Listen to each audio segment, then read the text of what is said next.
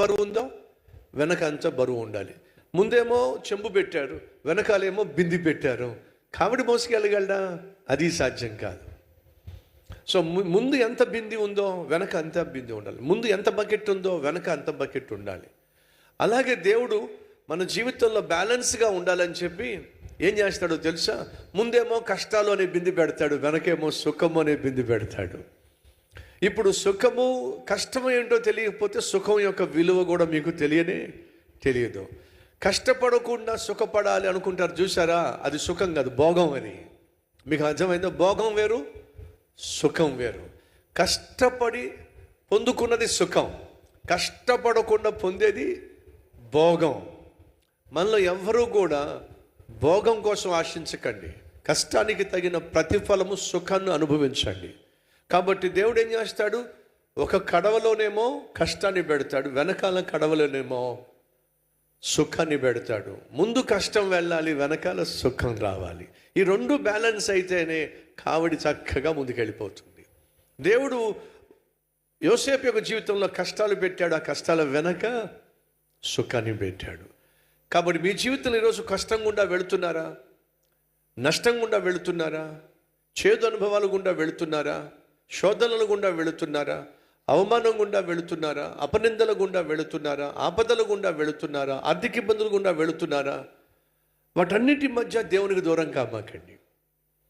ఎందుకయ్యా అంటే వాటిని అనుమతించిన దేవుడు, వాటిని నువ్వు విజయం సాధించినప్పుడు, వాటిని జయించినప్పుడు, దాంతోపాటు దేవుడు నీకు సుఖాన్ని, సౌఖ్యాన్ని, సంతోషాన్ని కూడా, సమృద్ధిని కూడా వెనక బిందులో దాచిపెట్టాడనే వాస్తవాన్ని మర్చిపోకండి.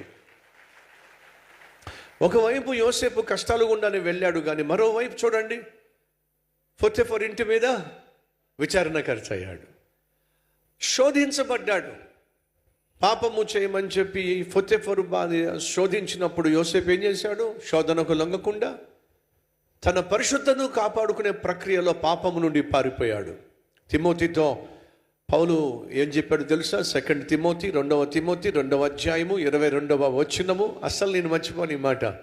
ఎందుకని? 2 Timothy 2nd chapter 22nd verse. 2వ తిమోతి 2వ అధ్యాయము 22వ వచనము. కాబట్టి ఎందుకు మర్చిపోతాం మనం? ఏముందో తెలుసా? నీవు యవ్వన ఈచ్ఛల నుండి పారిపో. యవ్వన ఈచ్ఛల నుండి, పాపమును ప్రోత్సహించే ప్రజల నుండి, పాపిష్టి స్నేహితుల నుండి, పాపిష్టి స్థలము నుండి పారిపో. మరి ఎవరిని వెంబడించాలట? పవిత్ర హృదయులై ప్రభువుకు ప్రార్థన చేయు వారితో కూడా నీతిని, విశ్వాసమును, ప్రేమను, సమాధానమును వెంటాడు. పాపాన్ని విడిచిపెట్టో, పరిశుద్ధతను, ప్రార్థనను వెంటాడో. సో సహోదరి సహోదరులు, పాపము ప్రేరేపిస్తున్నా, పాపిష్టి వాళ్ళు ప్రేరేపిస్తున్నా వాళ్ళ దగ్గర నుంచి పారిపో, ఆ స్థలం నుంచి పారిపో.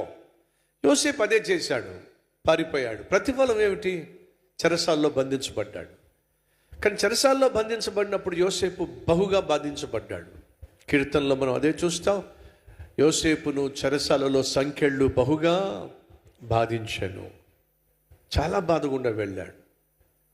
చేతులకు సంకెళ్ళు వేసేశారు, కాళ్ళకు సంకెళ్ళు వేసేశారు. చాలా బాధపడ్డాడు. కానీ ఆ బాధలో కూడా తనకిచ్చిన పనులు నమ్మకంగా చేశాడు. ఫలితంగా ప్రమోషన్. చెరసాల్లో ఉన్న ఖైదీలందరిపైన యోసేపుకి ఏమొచ్చింది చెప్పండి? ప్రమోషన్ వచ్చింది. ఆ చెరసాల అధిపతి యోసేపును ఖైదీలందరి మీద విచారణకర్తగా చేశాడు. కష్టాలు గుండా వెళ్తున్నాడు, కానీ దేవుడు దీవించటం మాత్రం ఆగలేదు. ఈరోజు మీరు ఎంతమంది కష్టాలు గుండా వెళ్తున్నారు? ఒకసారి చూపిస్తారా? కష్టాలు గుండా వెళ్తున్నారు ఎవరైనా చూపిస్తారా?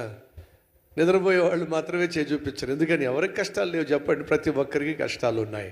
అయితే మీకు శుభవార్త, యోసేపు కష్టాలు గుండా వెళ్తున్నాడు, కానీ దేవుడు దీవించకుండా ఉండలేదు.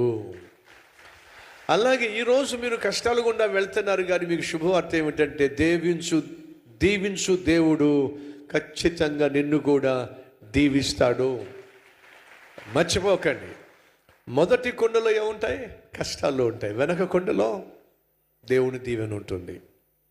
ఈ రెండు బ్యాలెన్స్గానే దేవుడిని మీద పెడతాడు. అదే జరిగింది యోసేపు జీవితాల్లో. ఆ తర్వాత ఏమైంది? యోసేపు ఐగుప్తు దేశానికే ప్రధానమంత్రి అయ్యాడు. తను చెప్పినట్టుగానే కరువు వచ్చేసింది. ఆ కరువులో ప్రజలు అల్లాడిపోతున్నారు.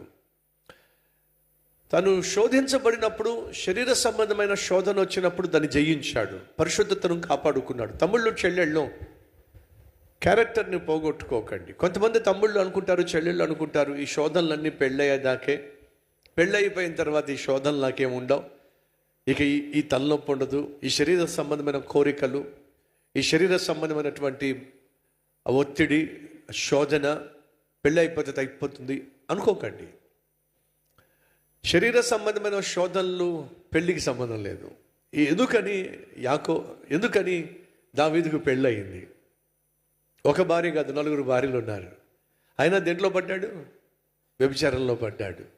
కాబట్టి పెళ్ళి అనేది శరీర సంబంధమైన పాపాలకు ఫుల్ స్టాప్ పెడుతుంది అనుకుంటే అది ఒట్టి అబద్ధం, అది వాస్తవం కాదు. కాబట్టి పెళ్ళి కాక మునుపు నీ శరీరాన్ని పరిశుద్ధంగా కాపాడుకోవాలి. పెళ్ళైన తర్వాత నీ శరీరాన్ని పరిశుద్ధతను కాపాడుకోవాలి.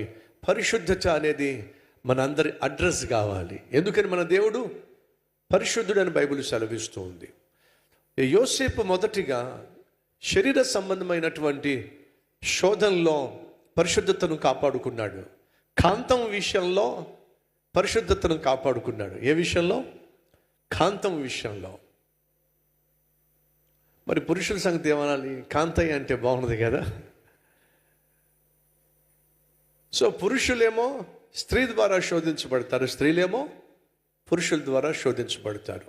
కానీ మన పితరులు ఒక మాట అనేశారు, మరి కారణం ఏంటో తెలియదు. కానీ సాధారణంగా 3 ప్రమాదకరమైన విషయాలు, వాటిని జయిస్తే మంచిది అని చెప్పి అన్నారు. ఒకటి ఏమిటంటే కాంతం అన్నారు, రెండోది ఏమిటంటే కనకం అన్నారు, మూడోది ఏమిటి? కీర్తి అన్నారు. ఇంగ్లీష్లో ఏమన్నారంటే గర్ల్, రెండోది ఏమిటి? గోల్డ్, మూడోది ఏమిటి? గ్లోరీ అన్నారు.